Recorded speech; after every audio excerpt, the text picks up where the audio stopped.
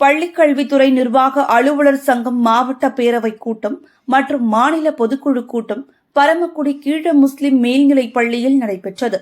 இந்நிகழ்ச்சிக்கு மாவட்ட தலைவர் ராமச்சந்திரன் தலைமை தாங்கினார். தலைமை நிலைய செயலாளர் கார்த்திகேயன் வரவேற்புரை நிகழ்த்தினார். மாநில பொருளாளர் கோவிந்தராஜன், மாவட்ட அமைப்பு செயலாளர் தர்மலிங்கம், முன்னாள் மாவட்ட செயலாளர் கண்ணன் ஆகியோர் முன்னிலை வகித்தனர்.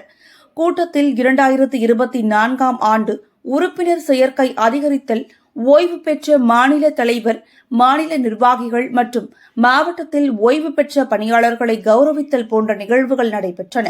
அதனைத் தொடர்ந்து நிதிநிலை அறிக்கை, செயலர் அறிக்கை தாக்கல் நிகழ்வு நடைபெற்றது. மேலும் அரசு மேல்நிலை பள்ளிகளில் உள்ள இளநிலை உதவியாளர் பணியிடங்களை தரம் உயர்த்த வேண்டும். 10 ஆண்டுகளுக்கு மேலாக இளநிலை உதவியாளராக பணியாற்றுபவர்களுக்கு விரைவில் உதவியாளர் பதவி உயர்வு கிடைக்கும் வகையில் நேரடி உதவியாளர் நியமனத்தை 25% குறைக்க வேண்டும்.